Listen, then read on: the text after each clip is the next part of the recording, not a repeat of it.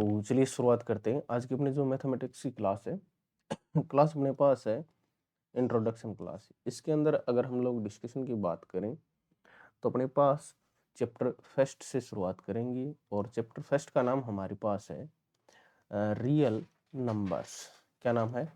Real numbers, जिसका अपने पास अगर हिंदी ट्रांसलेशन की बात करें तो अपने पास इसका हिंदी ट्रांसलेशन है वास्तविक संख्याएं। यही अपने पास पहला चैप्टर है, वास्तविक संख्याएं।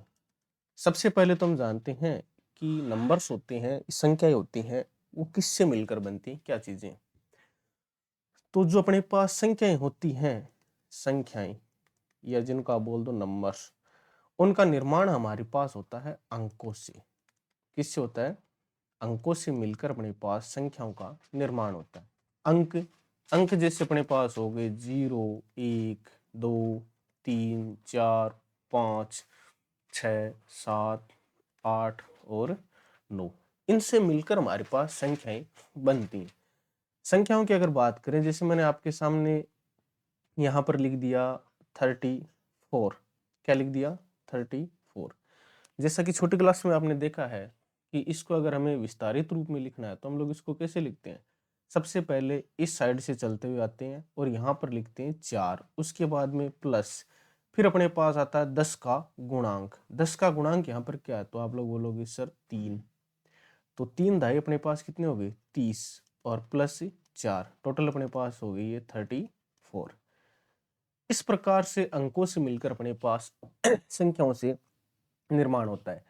अब यहीं पर अपने पास ये जो 34 दे रखा है, अगर 34 की हम लोग चर्चा के विषय की बात करें तो ये अंक 4 और अंक 3 से मिलकर बना। अंक 3 से मिलकर बना। संख्याओं का निर्माण हमारे पास हो गया अंकों से। अब इन्हीं संख्याओं के अगर हम प्रकार की बात करें तो जो संख्याएं होती हैं अपने पास दो प्रकार की होती है सामान्यतः, जिनमें एक अपने पास आ जाती है चर संख्या। एक अपने पास क्या आ जाती है? चर संख्या।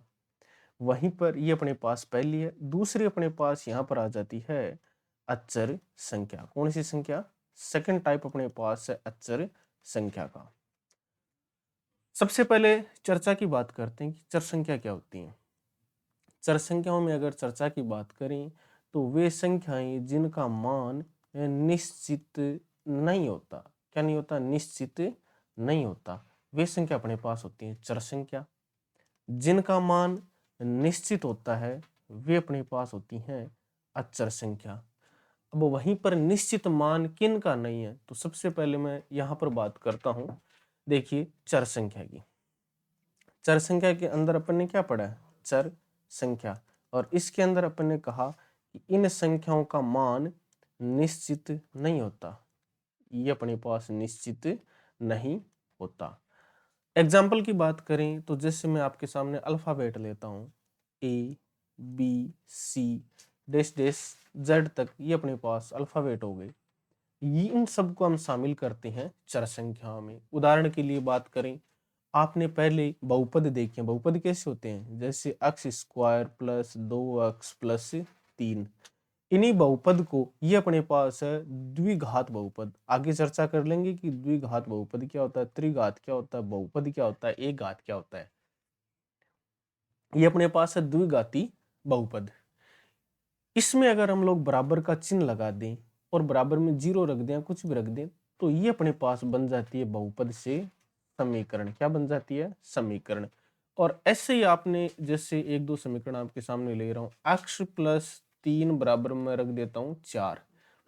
3 इस साइड प्लस का, दूसरी साइड गया माइनस का, तो x बराबर 4 माइनस 3। x का मान कितना आया? 1। ये अपने पास है। यहाँ पर x का मान 1 आ रहा है। वहीं पर मैं आपके सामने जैसे दूसरी समीकरण रखता हूँ, x प्लस 10 बराबर 18। तो x बराबर क्या हो गया? 18 माइनस 10। तो x का मान अपने पास आ गया 8।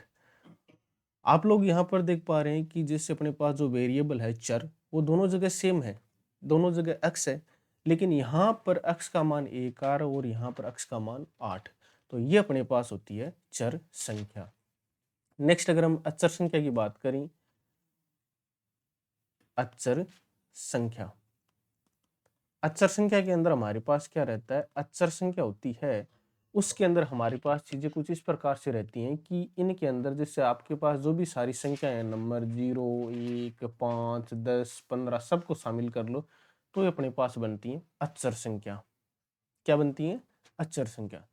आगे जो अपने पास नेक्स्ट हम क्लास में बात करेंगे उनमें हम बात करेंगे कि अचर संख्याएं होती हैं। कौन सी संख्या? अचर संख्या। इनके प्रकारों की और साथ साथ में आप लोग इनके नोट्स बनाते जाना। तो ये थोड़ी सी इंट्रोडक्शन क्लास थी और कुछ टेक्निकल इश्यू की वजह से जो बाकी की अपनी जो क्लास है इसकी शुरुआत कल आराम से करेंगे। तो यहाँ पर आपको जितने मैंने नॉर्मल चीज़ें बताई वो सब समझ में आ गई होगी। इसके अलावा आपके सामने मैं एक छोटी सी बात और शेयर कर देता हूँ। वो अपने पास है जानने योग्य बात, जिसको हम बोलते हैं वास्तविक संख्या। जिसको हम लोग क्या बोलते हैं? वास्तविक संख्या। कौन सी जाननी है आपको बात? वास्तविक संख्या। वास्तविक संख्या होती क्या है? वास्तविक संख्या अपने पास होती है परिमेय व अपरिमेय संख्याओं से मिलकर। अपरिमेय जो संख्याएं होती हैं उन संख्याओं से मिलकर अपने पास क्या होता है? वास्तविक संख्याओं का निर्माण होता है। जैसे मैं आपके सामने रख दूं 2 + √3 3